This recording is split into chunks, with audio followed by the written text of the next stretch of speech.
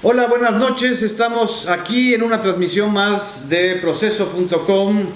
Esperamos que nos sigan y que comenten y que compartan el análisis que esta noche harán nuestros colegas Arturo Rodríguez, Pepe Gil, Álvaro Delgado y un servidor, Genaro Villamil, a 13 días de la elección del 1 de julio, a 9 días del fin de la campaña. Pues en el número de esta semana de la revista Proceso lo que tenemos es que ya no se está disputando el primer lugar, sino que se está disputando el tercero y el segundo, que más parece tercero. Hay una narrativa ya en las campañas, sobre todo de José Antonio Meade y de Ricardo Anaya, que incluso lo observamos el día de ayer tras el triunfo de la selección mexicana de fútbol, en donde ellos están prácticamente esperando un imposible o una especie de fenómeno similar al fútbol. ¿Crees posible, Pepe Gil, que el fenómeno del remontar de un lejano tercer lugar a José Antonio Meade se logre concretar en esta campaña? Buenas noches. Pues parece todo imposible, aunque dice Meade que no hay imposibles como en el partido de fútbol de México contra Alemania, pero si vemos lo que ha sido pre-campaña y campaña, que llevamos ya medio año, desde que empezó el 12 de diciembre en San Juan Chamula, pues no ha pasado nada, sigue atorado en el tercer lugar. Pasado fin de semana comenzaron a manejar unas encuestas que yo no sé qué encuestas son, porque en alguna de ellas, que daba un nombre de una empresa, lo busqué y resultó que era una empresa que está aquí en la colonia de Nápoles, aquí de la Ciudad de México, y en su historial solamente había una encuesta de un municipio, una cosa por ahí. O sea, era una empresa, no tiene mucho casi fantasma, ¿no? Casi fantasma. Tiene una dirección, tiene un teléfono que le estuve marcando 3 o 4 veces y decían que no existía ese teléfono. Entonces me parece que están jugando mucho a esta intención que tienen de dar pues una impresión a nivel social de que van avanzando, de que ya desbancaron a Ricardo Anaya y de que en estos pocos días pueden alcanzar a Andrés Manuel, que les lleva 20 puntos de ventaja, y que según más o menos ahí las estimaciones, es que si hay un 60% de participación ciudadana, cada punto porcentual significa de 600 y 650,000 votos. Con mayor participación ciudadana, ellos prevén que puedan remontar y quedarse en el segundo lugar. Creen que pueden, bueno, en realidad lo que están buscando es posicionarse lo mejor posible, tener mayor porcentaje para las cámaras. Creo que me da la impresión de que ya saben muy bien de que José Antonio Meade ya no va a remontar, de que ya no va a poder hacer nada, y en todo caso es la intención de rescatar el partido. Ahora, en el lado de Ricardo Anaya, Álvaro Delgado, en esta semana, pues tú publicas que ya prácticamente, sobre todo por lo que te plantean Roberto Gil Suárez y el ex dirigente nacional del PAN, Luis Felipe Bravo Mena, que ya están adelantando la disputa al interior del PAN. Sí, es muy importante esto, porque en efecto no es nueva la guerra intestina en el PAN. De hecho, desde el propio gobierno de Felipe Calderón esto ya estaba en curso. Es la disputa por el control del PAN, que se mantuvo durante el gobierno de Enrique Peña Nieto, la interlocución con el gobierno de Peña, y ahora, ante las evidencias vastas de que Anaya no va a tener éxito en su búsqueda de la candidatura de la presidencia de la República por una parte, y por otra parte el desastre de la alianza, de la coalición por México al Frente, en términos de senadurías, de diputaciones, de gubernaturas, pues naturalmente que la disputa está ya en el ámbito de quién va a controlar el partido Acción Nacional. La portada de Proceso de esta semana, ustedes la ven, es una portada que en efecto dice la batalla por el segundo lugar, pero que también puede uno interpretarla como esa encarnizada lucha por evitar el tercer lugar. ¿Y tú crees que puedas evitarse el tercer lugar? Es decir, ¿en realidad están en la frontera ya de caer al tercer lugar? Mira, lo que estamos viendo también es una lucha de estrategias entre el equipo de Anaya y el equipo de José Antonio Meade. En el caso de Anaya es muy claro que igual como empezó la campaña, y de hecho desde la precampaña, su discurso ha sido: somos la coalición que solamente nosotros podemos ganarle a López Obrador. Así es. En la idea de capitalizar el voto anti-López Obrador. Todavía hoy está en curso esa estrategia, y parte de esa estrategia es denunciar un supuesto pacto de López Obrador con Enrique Peña Nieto. Y hoy mismo platicaba yo con un allegado al equipo de campaña de Anaya, y me decía que lo que ahorita les preocupa es que esta ofensiva de José Antonio Meade y su equipo es arrebatarles la posibilidad del segundo lugar, aunque sea solamente en percepción. Exacto. Lo que sí es real, y con esto concluyo, es que si uno mira todas las mediciones serias o no tan serias, y como siempre lo hemos dicho aquí, hay que mirar las encuestas siempre con reservas, con recelo, con cautela, pero todas, sin excepción, incluyendo la de la semana pasada de la Coparmex, claramente establecen las líneas de cada uno de los tres candidatos principales. López Obrador ha estado siempre al frente, pero ha ido en ascenso.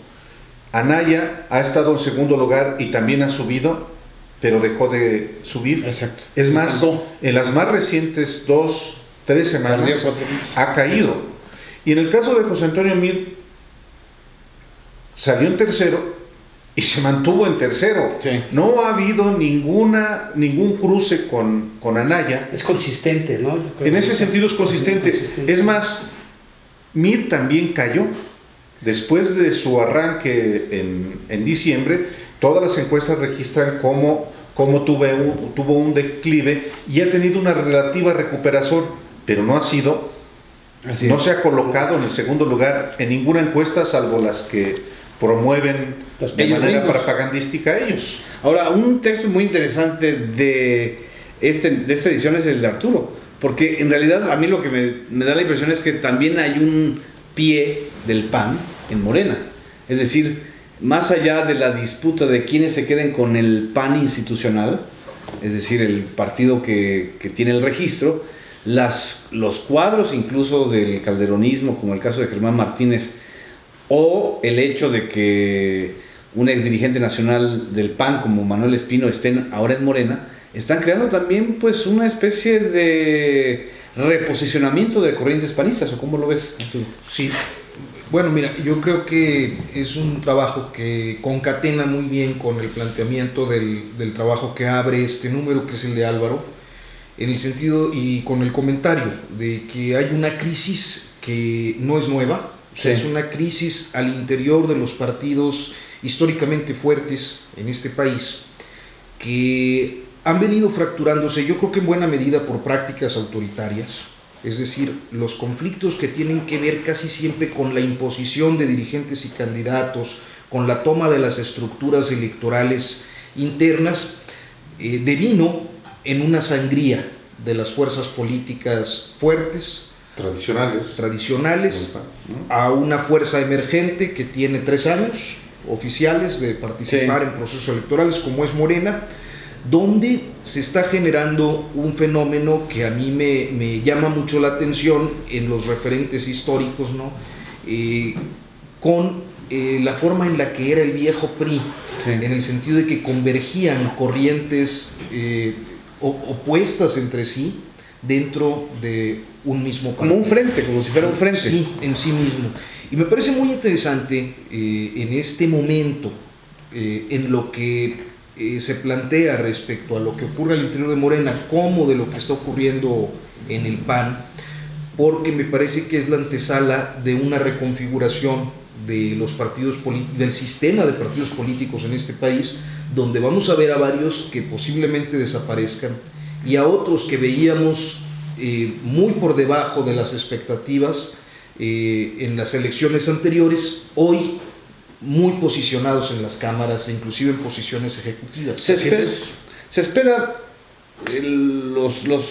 la narrativa de los equipos de Mid y de Anaya es que esperan todavía algo casi milagroso, es decir, se espera algún escándalo o algún asunto fundamental que pueda tambalear el primer lugar de López Obrador. Yo creo que a estas alturas faltan 9 días, decíamos, para que ocurran los cierres de campaña, 13 días para que sea la jornada electoral.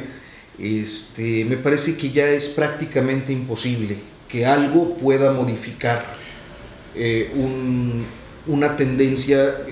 Yo lo planteaba desde finales de mayo, cuando surgieron las primeras encuestas del segundo mes, los primeros de junio. Me parece que ya era irreversible. Creo que todavía quedaba por ahí un margen con el debate. Sí. O sea, como que había una expectativa de que el debate podía generar un notición que iba a simbrar, iba a sacudir al electorado, y no ocurrió. Me parece que ya no hay algo que pueda modificar.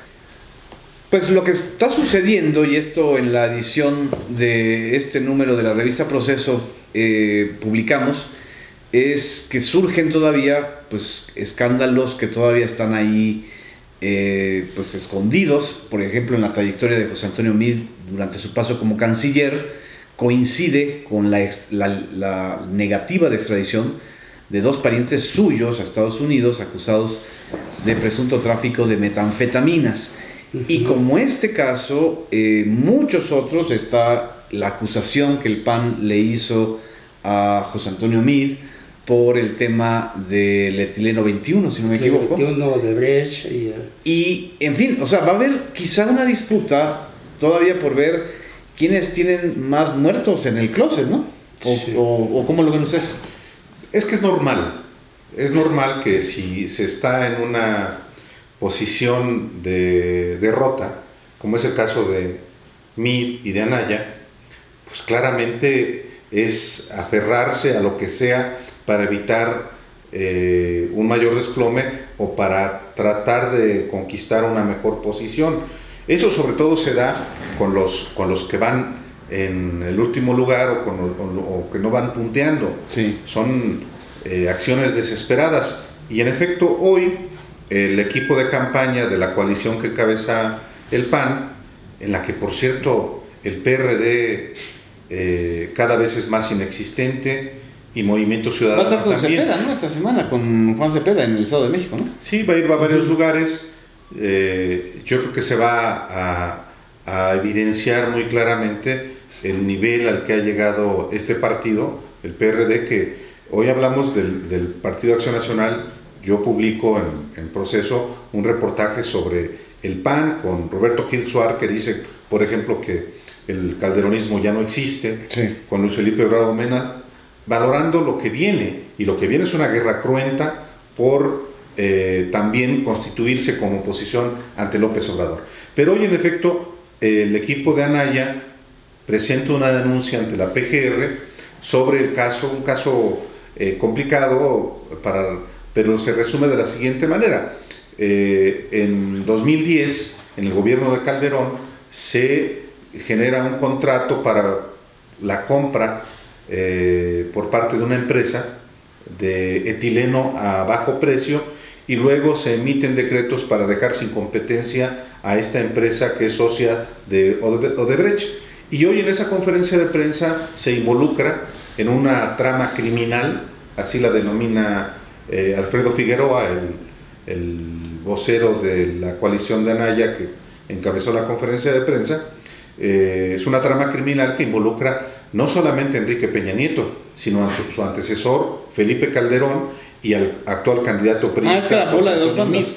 Es una serie de nombres, y ellos y supuestamente todos están coludidos para beneficiar a esta empresa transnacional Odebrecht, que ha derivado en varios países en el encarcelamiento hasta de presidentes, pero aquí en México no ha sido tocada. ¿Y cuál fue la reacción del PRI? pues evidentemente desmintieron esto, dijeron que eran acciones desesperadas de Anaya.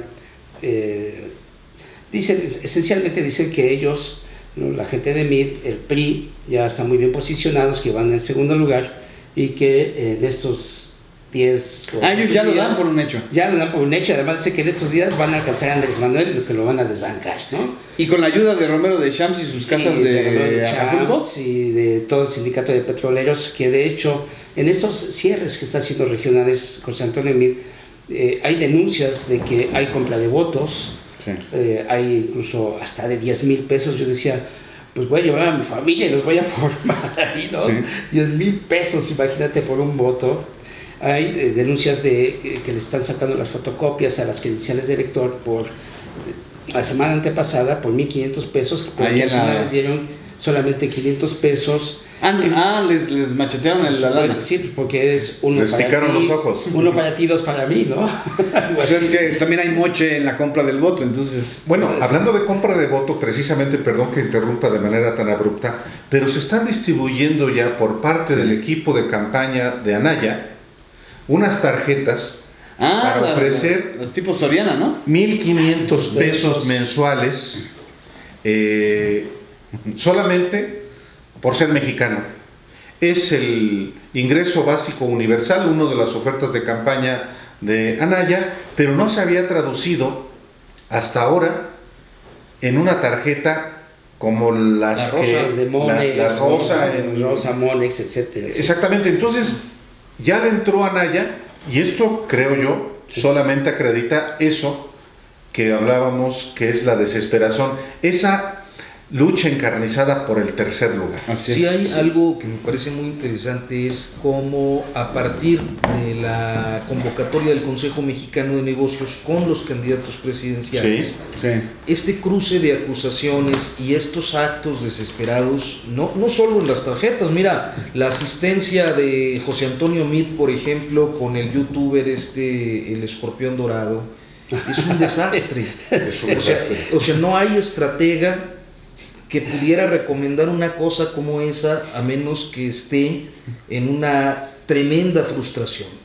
Y eso se empieza a ver de manera cotidiana a partir justo de esa semana, donde se dan ya los cruces de acusaciones, las denuncias, ¿no?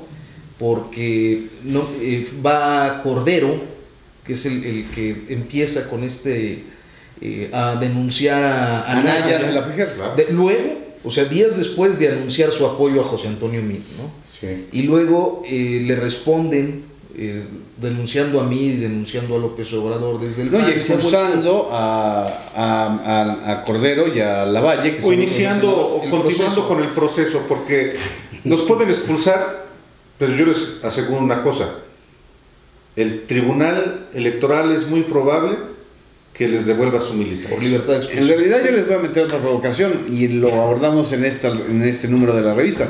Lo que estamos viendo es cómo se le alteró el tablero a Luis Videgaray.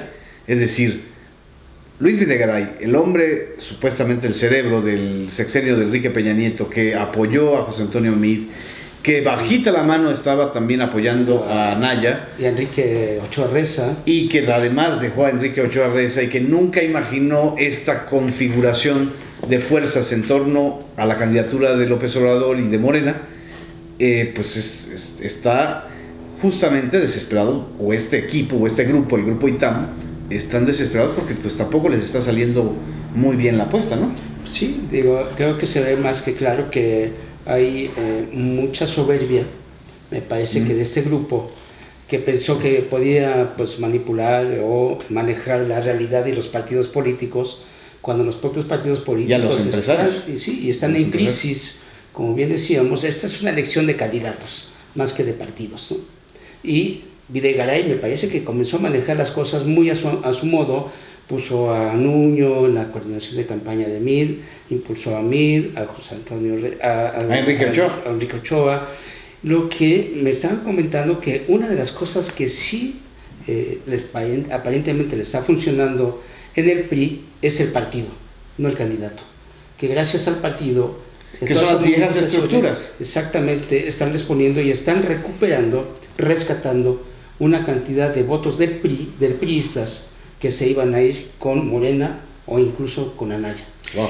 Bueno, son los simpáticos, ¿no? Nuño, Videgaray, Ochoa Lozano. Javier Lozano.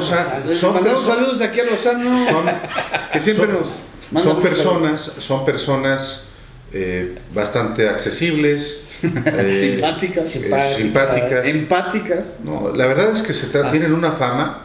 Con su personal, inclusive, ¿no? Por supuesto. Un contrato. Ya haremos luego un concurso de simpatías, pero bueno, por ahora muchas gracias. Hasta aquí llegamos en este análisis del lunes 17 de junio. Síganos aquí en proceso.com y adquieran, consulten, compartan la publicación de la revista Proceso esta semana. Muchas gracias. Buenas noches. Buenas noches.